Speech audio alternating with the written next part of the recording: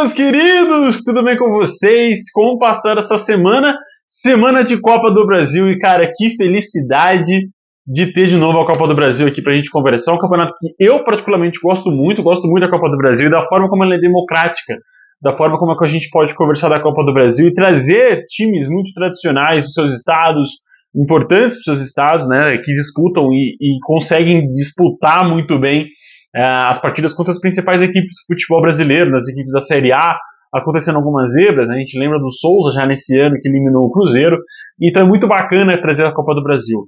Mas antes, meus queridos, antes até mesmo de eu pedir seu like, sua inscrição, essas coisas, eu vou pedir aqui um momento, né, para a gente dedicar esse vídeo às vítimas e todo o povo do Rio Grande do sul do país, né, no Paraná, Santa Catarina, porque estão passando por um momento muito difícil. Eu moro em Ribeirão Preto, São Paulo, e aqui está muito calor, muito quente, um sol, uma onda de calor muito intensa, né? E eu acho que até para o centro aqui do nosso país a gente tem essa onda de calor, então eu desejo muita força para o pessoal do Sul que está passando por esse momento delicado, esse momento difícil, né? A gente não teve a partida, por exemplo, de Juventude com o Inter na quarta-feira por conta das fortes chuvas, né? Esse jogo foi adiado para a próxima sexta-feira, no dia 10/5, mas óbvio que os jogos, isso fica em segundo plano nesse momento, é mesmo desejar força para esse povo, né? Já até o momento desse vídeo foram confirmadas 37 mortes no Rio Grande do Sul, então é realmente um momento muito delicado aí para um dos principais estados, né,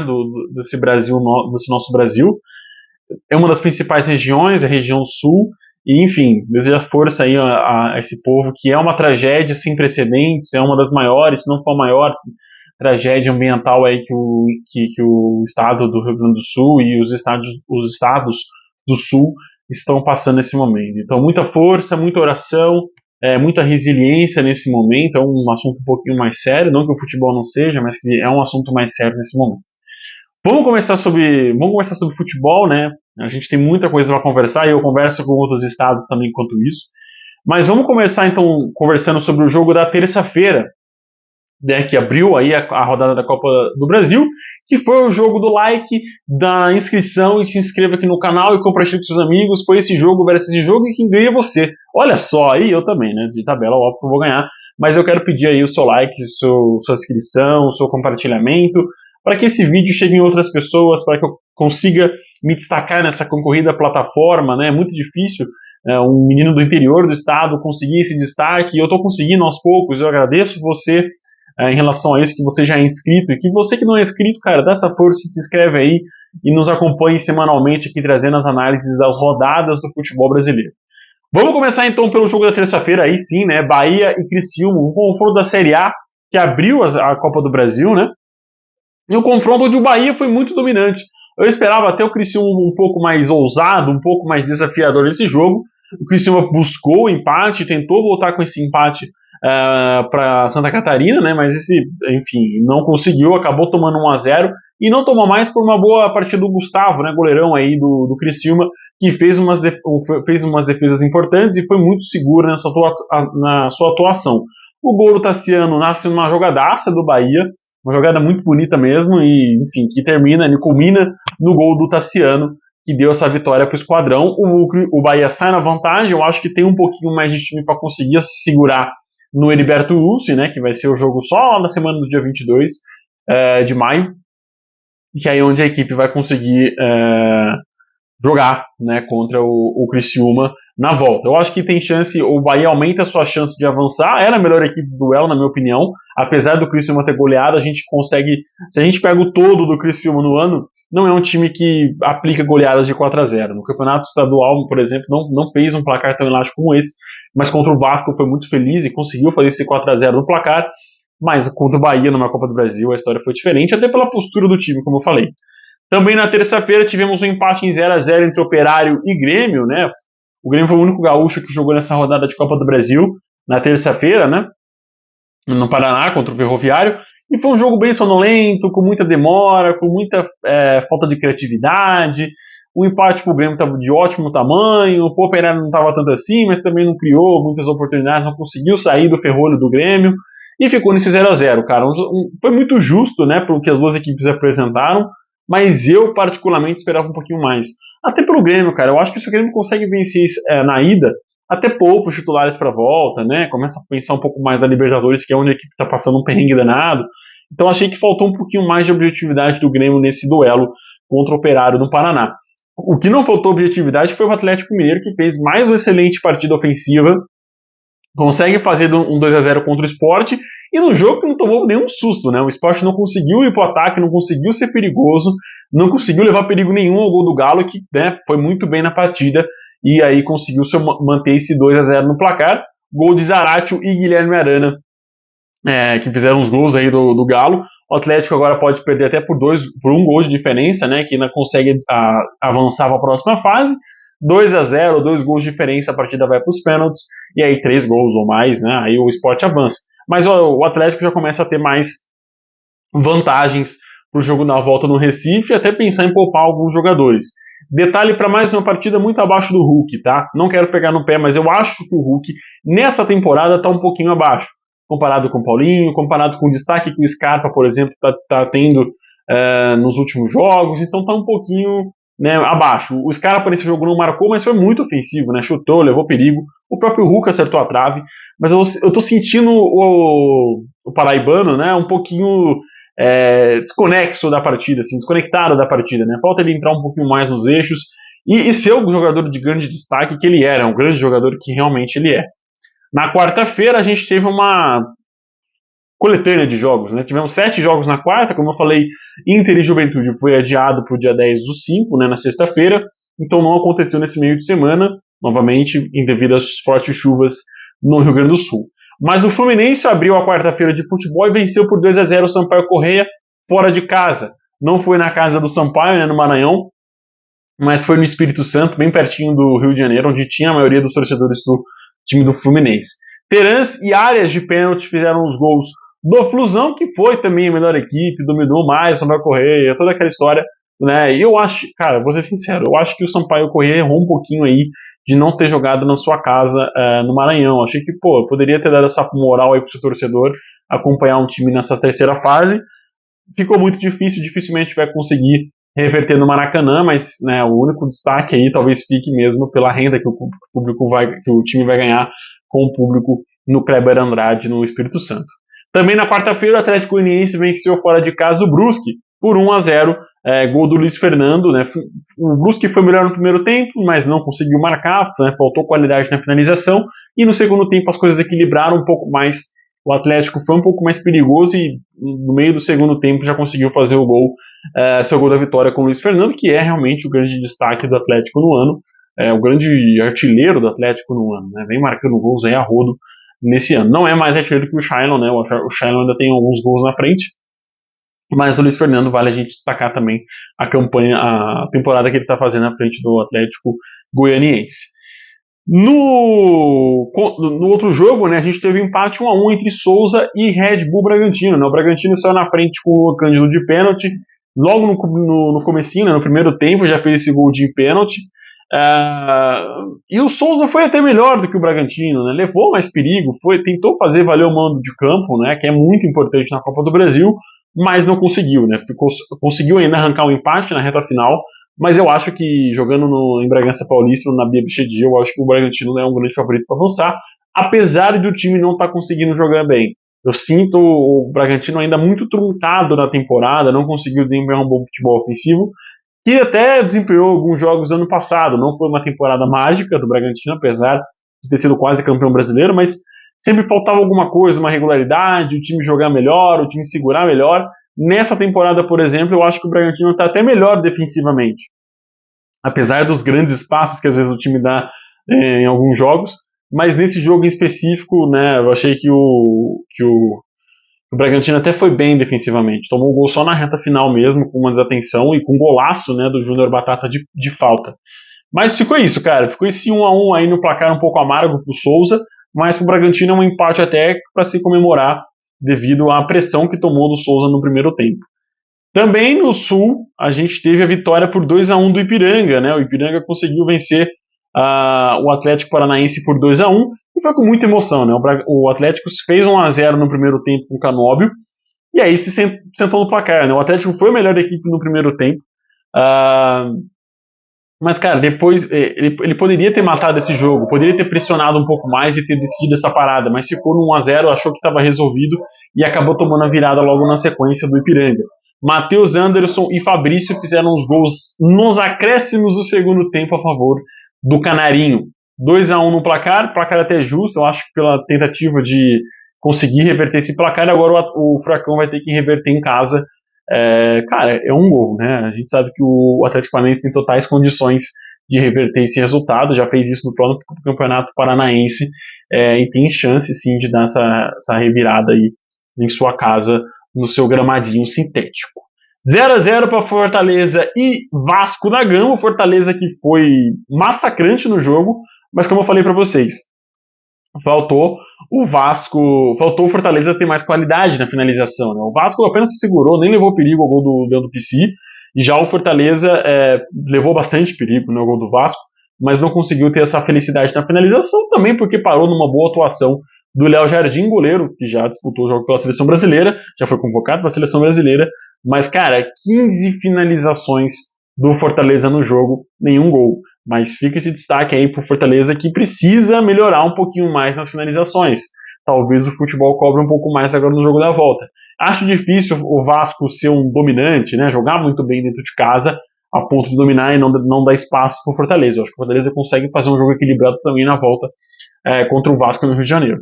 No Rio Grande do Norte, o Corinthians venceu, né? Venceu por 2-1, mas quase tropeçou, né? O Corinthians tomou um gol logo aos 13 minutos com o Marcos Ítalo de fora da área, a bola desviou ali, acabou prejudicando um pouco o Carlos Miguel, goleiro do Corinthians, mas se não fosse o Carlos Miguel e a trave, o Corinthians teria voltado com um placar um pouquinho ali desfalcado, eu diria.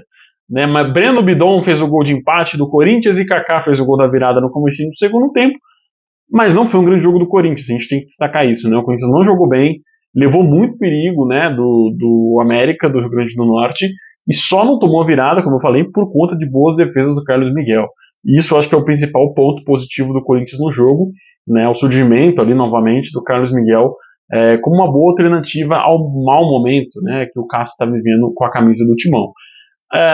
O 2-1 facilita a vida do Corinthians, né, dificilmente vai ser derrotado na Neoquímica Arena, mas, cara, podia ter apresentado um futebol um pouquinho mais agradável, né? Vamos combinar, o América não é um time para se equiparar ao Corinthians, não é um time para levar tanto perigo assim ao Corinthians como levou nesse jogo.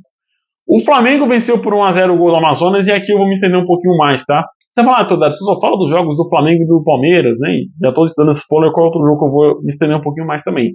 Cara, são jogos que estão mais rendendo visualizações. Se eu coloco Palmeiras e Flamengo nas thumbnails, história de visualizações.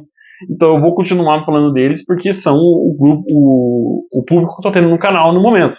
Se você quer ver seu time aqui, deixa aqui o seu comentário, fala mais do Corinthians, fala mais do Cruzeiro, não tá na Copa do Brasil, mas fala mais do Atlético, né, que a gente vai estar desenvolvendo um pouquinho mais dessas equipes que estão rendendo audiência, e aí você toma um spoiler de como funciona a audiência da televisão. Se tá assistindo, a gente fala um pouco mais, se não, a gente fala um pouco menos, entendeu? Mas é isso, o Flamengo venceu por 1-0 a equipe do Amazonas, né, fez o gol no primeiro tempo com o Pedro, e cara, vou ser sincero com você, flamenguista, eu tô achando a sua reação a esse Flamengo do Tite muito ingrata, muito precipitada, é a palavra. O Flamengo em nenhum momento deixou de retribuir resultados, né, deixou de dar resultado ao seu torcedor. Foi campeão carioca, está muito bem no Campeonato Brasileiro, vai classificar na Libertadores, não com tanta tranquilidade, eu acho, mas vai classificar. E na Copa do Brasil, cara, venceu o primeiro jogo por 1-0. O segundo jogo, meu amigo, dificilmente o Amazonas vai levar perigo ao Flamengo. O Amazonas não vai ganhar do Flamengo lá em Manaus. Muito dificilmente isso vai acontecer. Porque o Flamengo tem time, tem qualidade até para entrar com o time C, consegue manter o empate ou talvez até vencer o Amazonas jogando lá. Então, assim, esse estardalhaço todo, as vaias, xingando o Tite. Cara, eu sei. É que eu vou concordar com vocês. Eu sei que o Flamengo poderia apresentar mais, poderia desempenhar um futebol bonito e agradável, mas não é o estilo do Tite, não é o estilo do técnico Adenor Tite, Não é o estilo dele. A seleção brasileira não dava tantos espetáculos. Óbvio que tinha alguma partida ou outra que você vai lembrar só pra me derrubar, mas não tinha espetáculo. O Brasil vencia por 1-0 Peru, 2-0 Peru, e tava tudo bem. E outra, né, vamos combinar, um elenco de seleção brasileira é diferente do elenco do Flamengo, né? Por mais que seja um elenco também muito recheado de craques. Mas você não quer esperar o mesmo desempenho, você não quer... E outra, vamos combinar um negócio? 2019 foi um ponto fora da curva do Flamengo. Não é um ano para a gente tomar como exemplo e esperar que todo treinador que chegue no Flamengo vai apresentar o trabalho do Jorge Jesus, de dar espetáculo todo jogo, de jogadores jogar toda a partida. O futebol brasileiro não é aquilo. Os jogadores brasileiros não compactuam com aquilo. Né? É difícil você ver um comprometimento como foi com o Jorge Jesus de uma temporada, de um meio de temporada, né? De os jogadores se comprometerem tanto assim, de estarem dispostos a treinar todo dia, de jogar de jogo sim, jogo também. Então, tipo, não é normal isso que a gente esperar no Flamengo e no futebol brasileiro, entendeu? E não é normal do técnico brasileiro fazer isso também. A gente sempre vê técnicos poupando alguma competição para disputar outra. A gente vê o Felipão com isso também. O Felipão tem muito disso, né? De poupar numa competição para dar prioridade para outra. O Palmeiras foi rebaixado por conta disso. Palmeiras fez isso em 2018 e conseguiu ser campeão brasileiro, não campeão da Libertadores, né? E priorizando a Libertadores, inclusive. Então não é normal isso acontecer, de priorizar 2, 3 competições de uma vez. Então acho que assim, o Flamengo tem que botar a cabecinha no lugar, parar de ser um pouco mimado, parar de querer achar que tudo vai ser 2019, tudo vai ser Jorge Jesus. Não vai. Foi há 5 anos atrás, não vai se repetir de novo. Foi uma temporada mágica para o Flamengo, não vai se repetir de novo. Estou repetindo para ver se isso entra na sua cabeça. Então não espere que 2019 se repita em 2024, ou 25, ou 26. Porque a última temporada mágica do Flamengo, que não foi em 2019, foi em 31. E olha quanto tempo passou para chegar em 2019 de novo. Então, assim, muitas coisas vão passando. Eu tô achando o trabalho do Tite do Flamengo até bom. É um trabalho regular. Dificilmente você vê o Flamengo. O Flamengo foi tomar seu primeiro gol, se eu não me engano, contra o Milionários, né? Que ficou em 1-1. E foi mês passado, abril. O Flamengo ficou quase 3, 4 meses sem tomar gol nesse ano. Então, essas coisas que a gente tem que começar a valorizar um pouco. Não é porque o Tite, isso eu acho que é muita birra também dele na seleção brasileira. Não é porque o Tite não está apresentando futebol mágico que ele é um mau treinador, ou que ele está desempenhando um péssimo trabalho.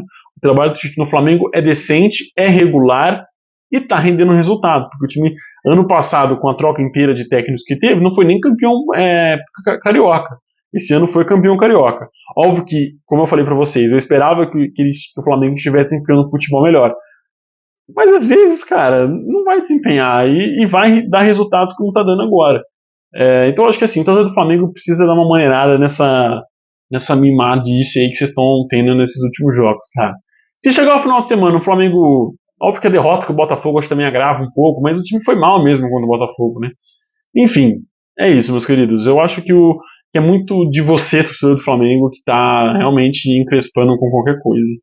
Botafogo e vitória do Flamengo, do Botafogo, adivinha, por 1-0 e não teve vaia no Newton Santos. 1-0 o gol do Eduardo no comecinho do segundo tempo.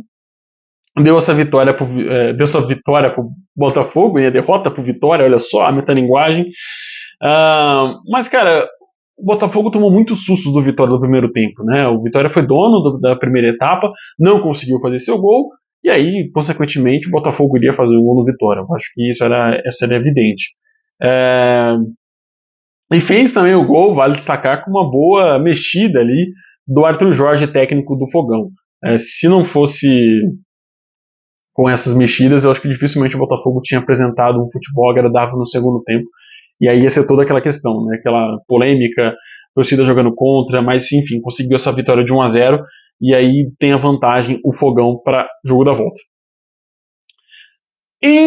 No Pará, eu ia falar em Marabá, mas nem no Pará, o São Paulo venceu de virada o Águia de Marabá por 3-1, né? Saiu perdendo por 1-0, mesmo com um jogador a mais, o São Paulo estava com um jogador a mais, saiu perdendo por 1-0 o gol do Wender no primeiro tempo aos 35, mas na sequência, aos 37, o Juan já fez o empate, aos 44 no primeiro tempo já virou, e aí, cara, foi muito tranquilo. Mas mesmo com algumas peças mexidas, o São Paulo não estava 100% titular, mas, cara, se não fosse a expulsão, eu acho que o São Paulo teria sido derrotado do Pará.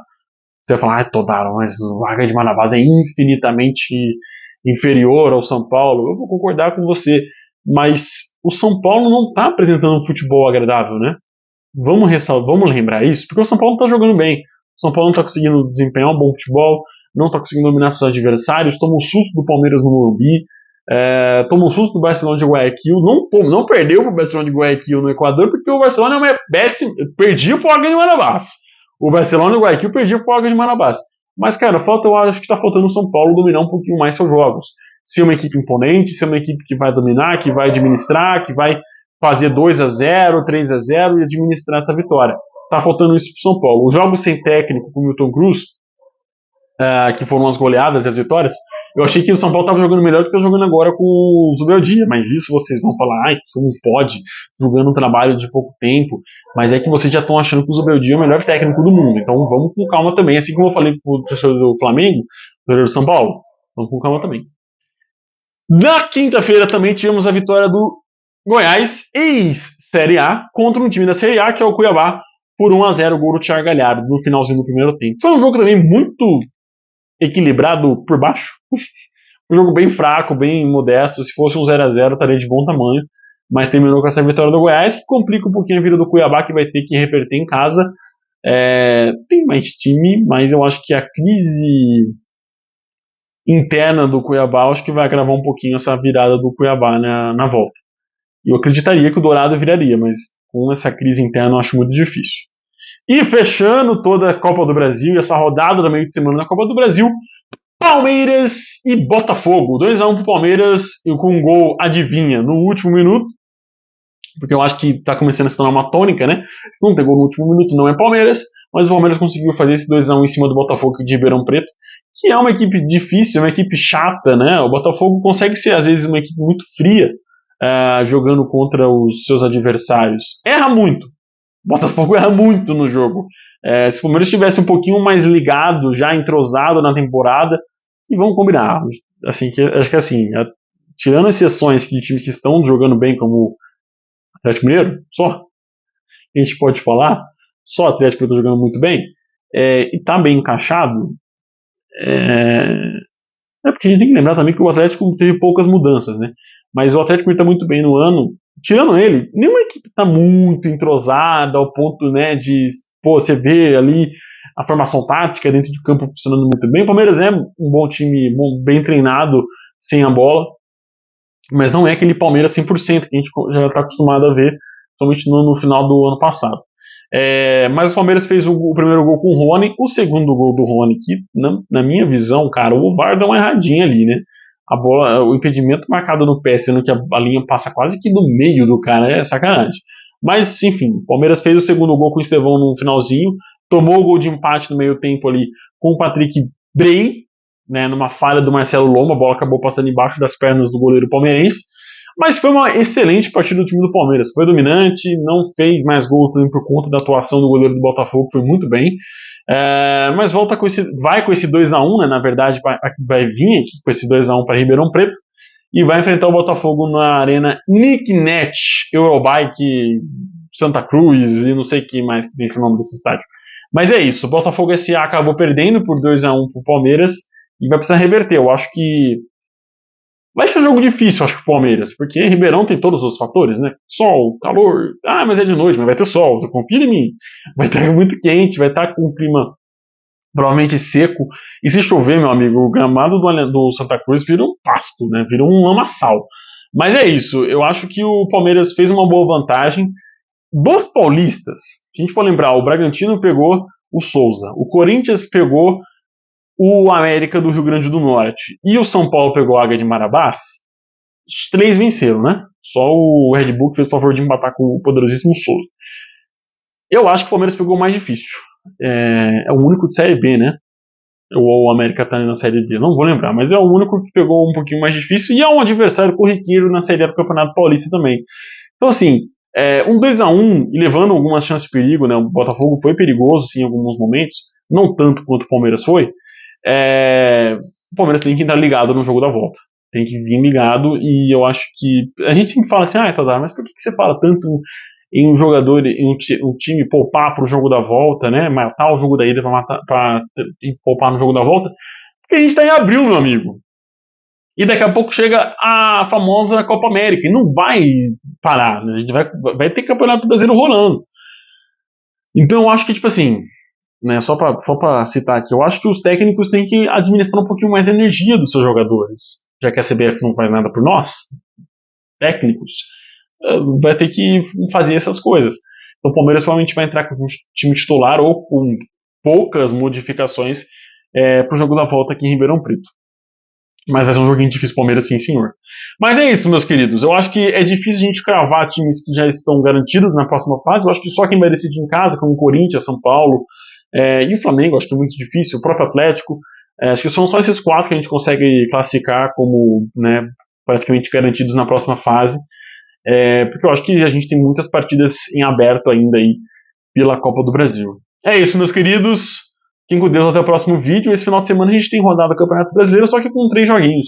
Né? Os 3 do Sul, Inter, Juventude e Grêmio, não vão jogar por conta, novamente, das fortes chuvas. Um abraço muito forte na galera do Sul, aí do Rio Grande do Sul, Paraná, Santa Catarina. Fiquem com Deus, resiliência e um forte abraço em todos vocês. Até o próximo vídeo. Tchau, tchau.